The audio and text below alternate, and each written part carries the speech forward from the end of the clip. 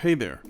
This is the machine, or Maschine, depending on which side of the pond you are, Mikro MK3. In this video, I'll be comparing it to its predecessor, the Mark II, and its bigger brother, the Maschine MK3.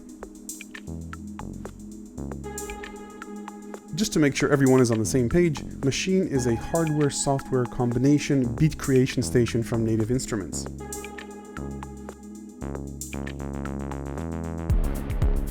Unlike standalone hardware grooveboxes like the Electron Digitact, Korg Electribes, or Novation Circuit, Maschine is really just a controller that needs to be connected to a computer to work.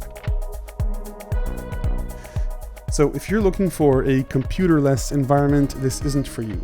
But if having a computer around isn't a deal breaker for you, then the advantage that these two have over standalone hardware is the powerful software and immense content library that comes with them, the virtually unlimited storage of computers, and the flexibility of software and openness to third-party plugins. All those things do come with a layer of complexity, and that's exactly where these controllers come in. Their goal is to bring you back to the feeling of using hardware, but with all the advantages of software that I mentioned before. But even though they use the same software, their overall goal is different. The Maschine MK3 is designed to give you access to almost all the features of the software in hardware form. The Mikro MK3 doesn't aspire to do that. It's more of a hardware form companion for the things that are more difficult to do in software, with the pads, smart strip, and encoder being the obvious advantages. But that said, you can get surprisingly far in your beat making with just the controls you have here. More on that in a bit, but let's start with the comparisons. Let's compare this to the Mikro MK2 first. The most notable difference, aside from the design, is the much smaller screen. And there's a statement here which says you can do basic stuff here, but for more complicated things, you need to use a computer and a mouse.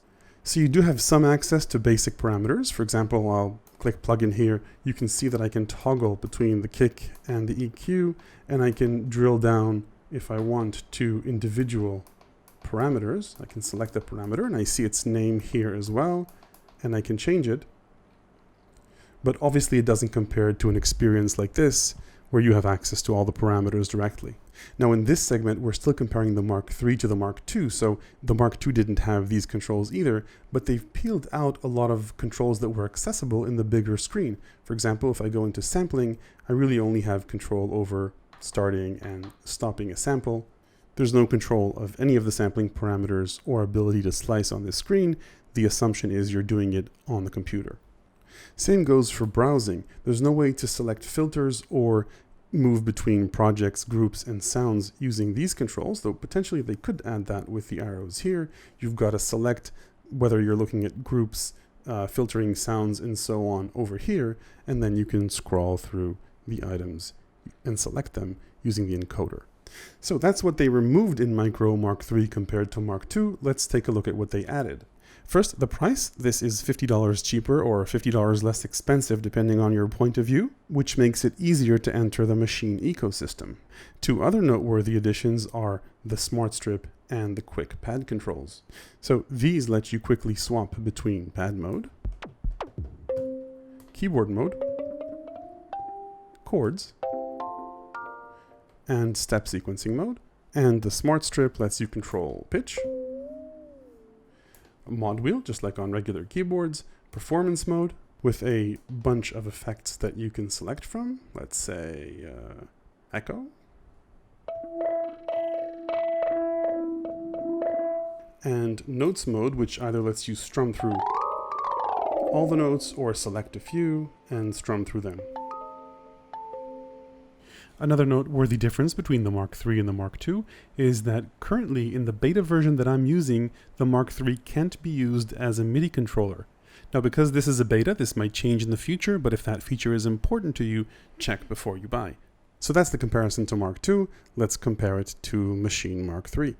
Let's start with what's the same. As far as I can tell, the pads on the Mikro are just as responsive and good as on the Maschine MK3, and the smart strip, just as functional, works exactly the same. The encoder here is both a joystick and a push button encoder. Here it's just a push button encoder. Another thing common to both controllers is that they're both USB powered.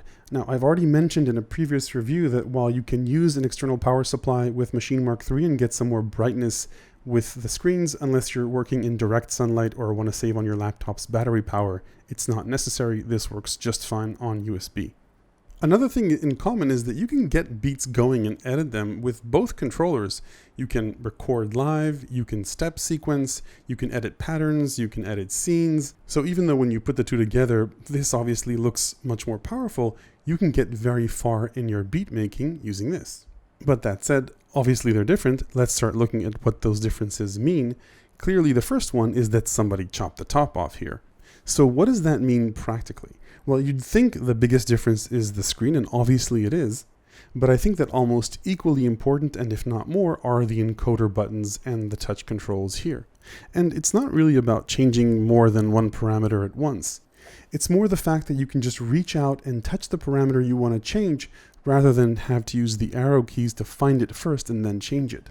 Now, once you do find the parameter you want, it's much nicer to change it with a physical knob than to get the mouse and try and change it here. But obviously the fact that you need to sort of either look at the screen here and find the parameter, or look at this highlight, move around, and target where you want to go is certainly a slower workflow than just having everything accessible here.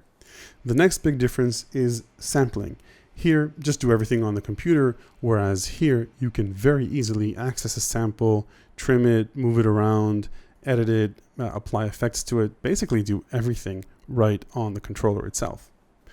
Another big difference, I mentioned this before, is browsing. You just hit browse, you're able to go through projects, groups, sounds, you name it. Everything is accessible here, whereas here you've got to select what you're going to scroll through, and only then can you use this controller to move through it.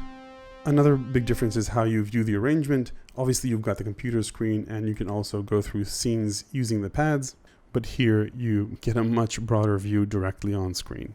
Another big difference between the two is that if you don't have an audio interface, the Maschine MK3 now comes with a built-in audio interface with plenty connectivity options. Another noteworthy difference is the group buttons. Now you can call me lazy, but I call it workflow. You can access all the groups over here just by touching the button. On the Micro, you need to hold the group button and then select your group. Again, it's a matter of whether or not this is a big deal for you. I certainly like to have this quick access here. So far this big brother has been kind of beating up on this little guy, but there are some advantages to Micro as well. Price is obviously a factor, and Micro definitely has that going for it.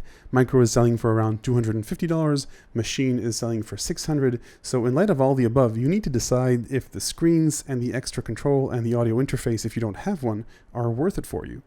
For example, slicing samples is something that you may do at the beginning of a project and then not bother with as you move along, so you can start on the computer and then move on to the control. Not to mention that you're going to have your computer nearby anyway. If you can position the Micro with your screen in a convenient way, you might actually look at this combo as something with a bigger screen than this one. Finally, there is of course size, and Micro is definitely more portable and with no big screens to worry about. It feels like it's something you can just throw in your bag, and if you don't mind using a computer screen and a mouse, Micro will definitely take up less space on your table. So that's pretty much it. If this has helped you make your decision, please hit like. If you have any questions, hit me up in the comment section below. Subscribe and ring that little YouTube bell if you like this style of reviews and want to see more. And I've got an ongoing updated book about electronic music making tips, tricks, and ideas on my Patreon, so please check that out as well. Thanks for watching.